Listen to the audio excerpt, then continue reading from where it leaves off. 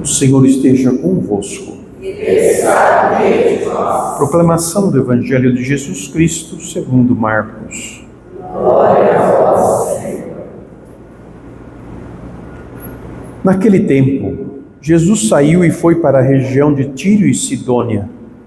Entrou numa casa e não queria que ninguém soubesse onde ele estava, mas não conseguiu ficar escondido. Uma mulher que tinha uma filha com um espírito impuro ouviu falar de Jesus. Foi até ele e caiu aos seus pés. A mulher era pagã, nascida na Fenícia da Síria. Ela suplicou a Jesus que expulsasse de sua filha o demônio. Jesus disse: deixa primeiro que os filhos fiquem saciados, porque não está certo tirar o pão dos filhos e jogá-los aos cachorrinhos. A mulher respondeu: é verdade, Senhor, mas também os cachorrinhos debaixo da mesa comem as migalhas que as crianças deixam cair. Então Jesus disse: por causa do que acabas de dizer, podes voltar para casa, o demônio já saiu da sua filha. Ela voltou para casa e encontrou sua filha deitada na cama, pois o demônio já havia saído dela. Palavra da salvação. Glória a vós, Senhor. As palavras do Santo Evangelho perdoem os nossos pecados. Depois de nós termos ouvido o próprio Jesus sobre o que contamina o homem, da onde vem, da onde provém, nós podemos fazer a leitura deste livro dos reis a respeito de Salomão. Vocês podem perguntar assim: mas padre, o Salomão não recebeu de Deus uma sabedoria tal e tal que ninguém mais seria igual a ele? Sim, recebeu, e ele exerceu, usou essa sabedoria, mas chega um momento em que a gente pode, não que ele não pudesse pecar, né? Mas ele pecou.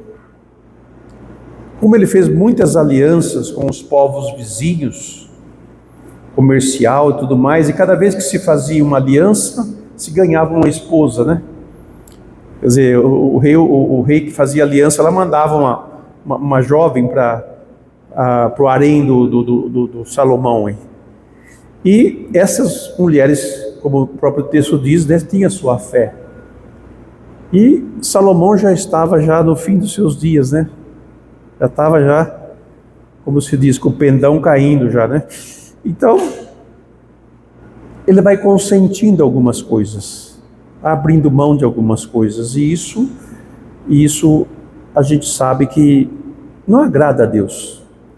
Quando a gente começa a fazer aliança com outras coisas, ou dar atenção àquilo que não é o que Deus pede, é como o marido que lentamente vai se deixando levar pela outra e logo o adultério acontece.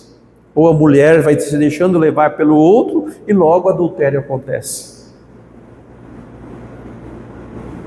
Então nós precisamos tomar cuidado com as alianças que nós fazemos, com os pactos que nós fazemos, ou com as coisinhas que nós vamos deixando elas acontecerem, né? Nós temos uma fé, nós temos um Deus que é zeloso do que é santo,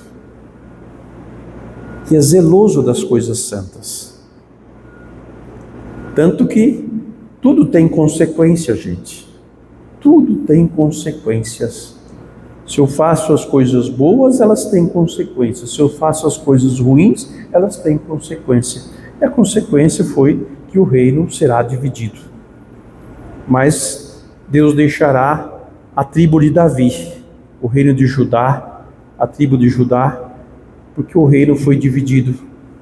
E assim foi a maneira como que Deus, para salvar o seu povo,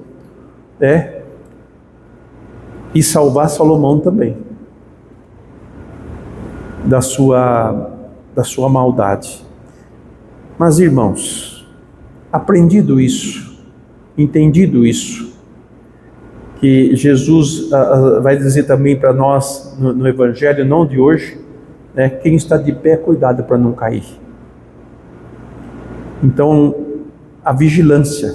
Salomão não vigiou os seus procedimentos e as suas atitudes e as suas alianças, e por isso caiu e perdeu o reino. O Evangelho nos leva numa outra situação.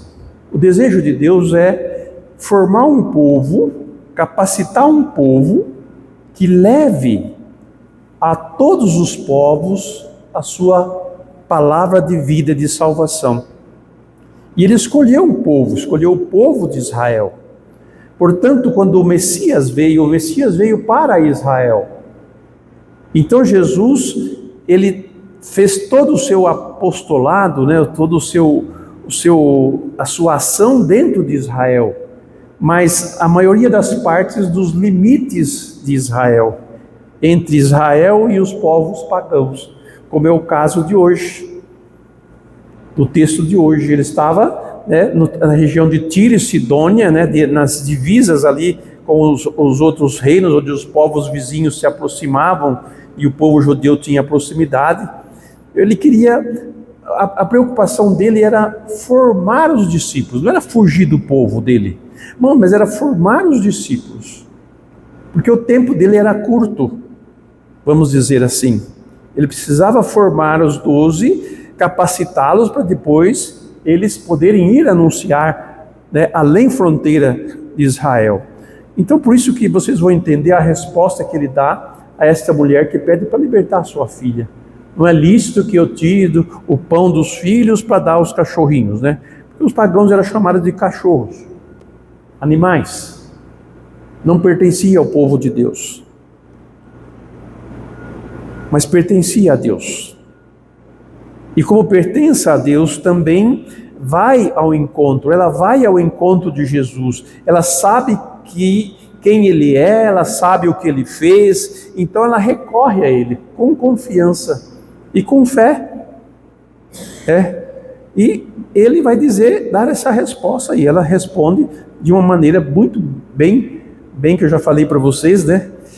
Ele é justo, tá certo, Senhor, é verdade, Senhor. Mas também os cachorrinhos debaixo da mesa comem as migalhas que caem na mesa dos filhos, dos seus donos.